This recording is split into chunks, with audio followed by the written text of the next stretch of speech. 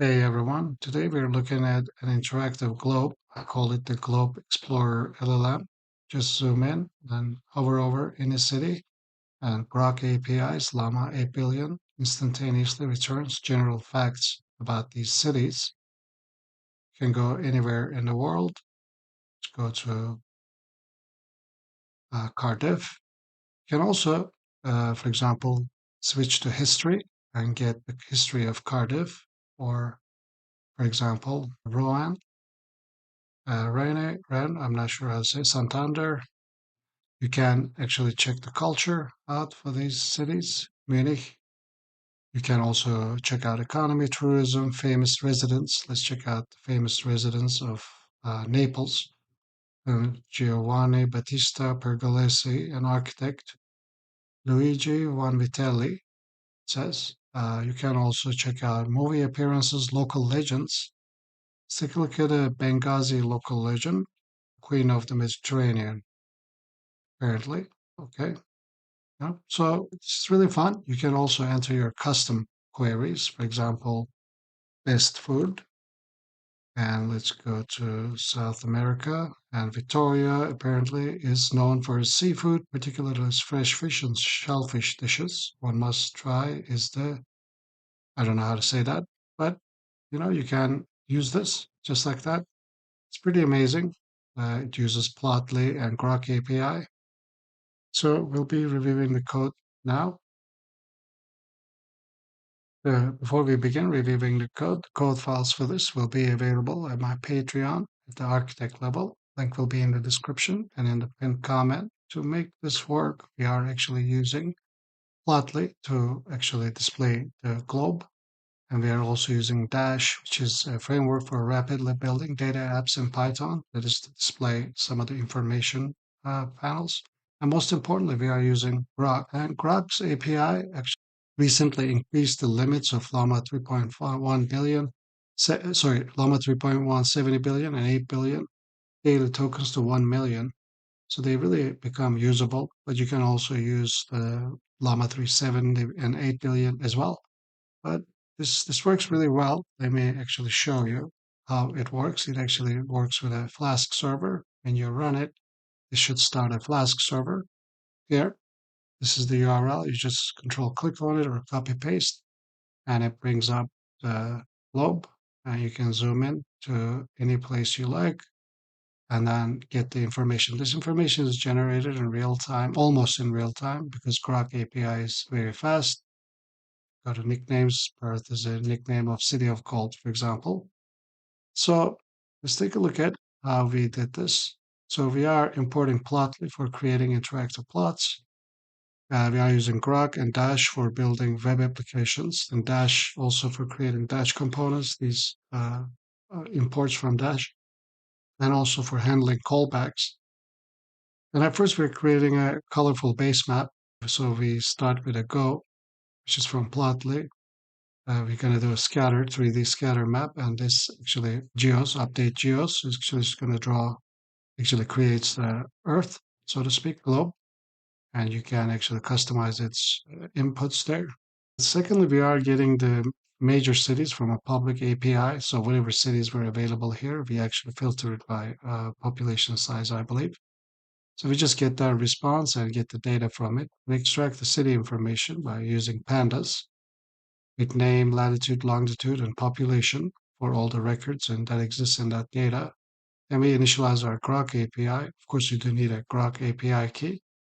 And here we get this is the function to get the city information. We are going to be calling the Groq API with this. But before I continue, if you are enjoying my videos, please do take a look at my website, echohive.live. Link is in the description for this, where you can find all my videos and you can actually search for them here as well. And my patrons can actually download all the source code to all my projects just by simply clicking this file. If you do become a patron, you'll have access to over 250 plus videos, source code for my projects, along with all my courses. And most important of all is the 1000x Dev Masterclass. in which I try to teach how to code fast with Cursor API by building project in 13 different parts. So as a patron, you'll have access to these files. These include the video files and the project files as well. I also have weekly meetings with architect patrons, and I also provide one-on-one consultations. If you have any questions or need help with your projects, check out those tiers as well. Okay, thank you for listening to that. Now let's get back to the code. Here we get the city info. We're just going to give it a city name and info type. So the info type, if we're going to prepare a prompt for an info type about a city name, such as general facts, history, or economics, or if you're entering a custom information, such as what we did best food about, for example, New York, then we are calling the Groq API with the system message. You're a helpful assistant that provides information about cities. Please return not more than 3 short sentences. And we insert the prompt here, but we also reiterate not to return more than 3 short sentences. And I am using the regular Llama 3, but you can also use 3.1. Although Groq API is very fast, sometimes it has hiccups, as I've experienced, but it's usually very, very fast. And this is with the figure 8 trace, going to add all the cities on the map based on their longitude and latitude. And we are also going to have a text that says its name, population, plus the city populations. And hover info is going to contain the text. And then update the layout for better interactivity. So I believe adjust the size and add some parameters. Make the globe interactive, which actually puts the rotate option right right here, you have seen. So if you zoom out and actually click this, it'll automatically rotate the globe. Just like that, and you can actually get information about random cities like this too. Then we add the frames to the rotation. This is the hover event to display city information such as the background, font size, and the font family. And then we update the traces with custom data and a marker color. So this is going to include in this little pop-up window the custom data which we are going to receive from Groq API. And here we are creating this app, which is, I believe, pretty much a Flask app, but Dash creates it for us. Here's our app layout, which uses some HTML template, I suppose, on background. Actually, display this information. These are generic informations you can get. Groq will generate it for us, right? Economy, for example, if it was selected, it's going to go here and getting economy information for city name, right? And we're passing that as a user message. We also do have the custom query at the bottom. And the rest of the stuff is just customization of how this is going to display and whatnot. And the tooltip type is hover at the time of hover. And we have the callback show hide custom query input instructions. Because when we try to input a custom query, if you go at the bottom, then this pops out just to show that and display these default messages to the user. This is the toggle, the custom query input with certain CSS styling, I believe, and callback to update the hover start time. So I was trying to make it so that it actually only calls the API after like 1/3 of a second has elapsed. I don't think that has worked very well, but I believe this is for that. Callback to update the city information. So this specifies the outputs and the inputs of that callback, such as hover tooltip, and we are getting the information from hover data. Yeah, so this is the display hover info. So if there is hover data and hover start time, then we actually, sorry, if there is no hover data and whatnot, we don't return any update. But if hover time actually exceeded 1/3 of a second, then only then we actually perform the, sorry, if it's less than 1/3 of a second, we don't do anything. Otherwise, we continue with gathering the hover data, the city name, the population, and then with the drop down, unless there is custom query, we go to general information. Otherwise, we actually pick whatever the drop down value is. And then we get the information from Groq by calling the API with get city info.